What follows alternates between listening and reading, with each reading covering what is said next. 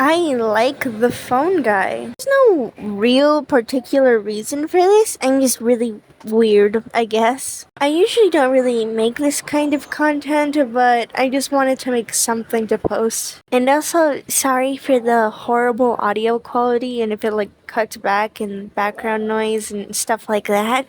I'm not exactly a professional YouTuber, but I'm trying my best.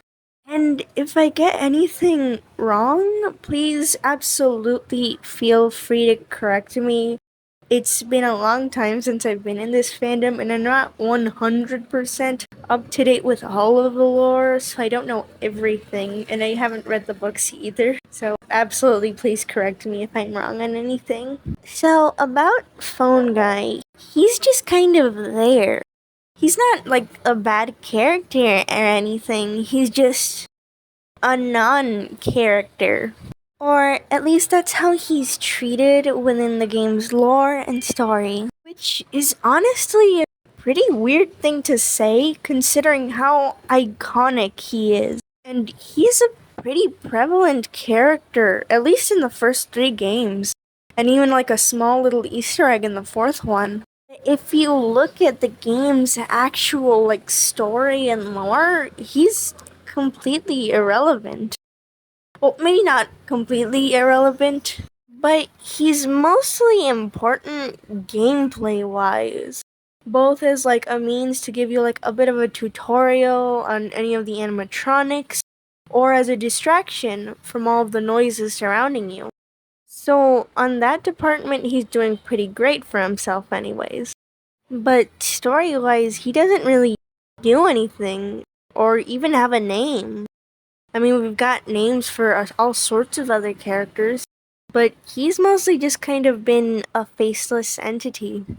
And of course, obviously, while that's nothing new for Five Nights at Freddy's, it's still kind of a shame that a character who's been here since day 1 isn't really relevant, if that makes sense. Now, of course, I'm not saying this is a bad thing. In fact, I expect most people to just disagree with me on here because nobody really particularly cares about the phone guy, except for me. Which, of course, is absolutely fine and valid. After all, I'm just some weirdo on the internet obsessed with some random character from some video game. But I just can't help but be just a little bit fascinated by this little guy. Because after all, the character that we hear from the most is arguably the most mysterious one as well. As I've stated before, despite having been here since the first game, we don't know anything about him. For example, why does he keep coming back? And no, I don't mean in the William Afton way of he always comes back. I mean why does he keep coming back to work?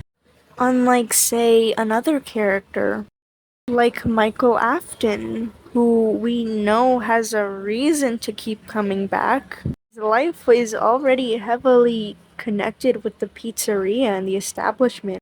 But why does Phone Guy keep coming back? Is he just that much of a good worker?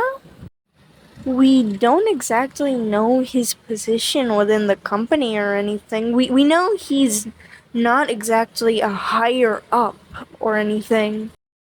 For all we know, he's just another security guard. You know what? Fine. I'm gonna try and give you the most amount of information that we can definitively get from him as a character. Most of this isn't really particularly groundbreaking or even new at all. But something I think is interesting is the fact that he has been with the company for a very long time. As in FNAF 3, the phone dude finds old recordings that imply the phone guy was there during the Springlock era, when they would be using suits and stuff like that. So he's been there for years, Fazbear Entertainment. And that is interesting to me because Is he really just a super loyal employee? Is there any reason for why he stays here despite everything? Another detail I quite like is the fact that you can kind of see him get progressively worse, I guess? No, not worse, but like more anxious and nervous. Due to the information he gives you in the FNAF 3 tapes or recordings, he sounds more corporate, professional, and calm. And you can like assume that nothing bad has happened. There have been no tragedies, no injuries, nothing. And in FNAF 2, which presumably takes place after those recordings, he sounds a bit more awkward and a little bit nervous. But finally, in FNAF 1, he sounds just downright anxious and uninterested at times. Like, a lot has already happened by that point, and he's just kind of worn down. I say that, but like, I kind of like how he still has this like energetic and happy attitude all throughout it, you know? Like, how to explain this? Like how every night he kind of just congratulates you for being able to make it and live again. Or other little details like how Foxy is his favorite, or the whole see you on the flip side, things like that. I find these oddly wholesome despite the downright dreadful situation.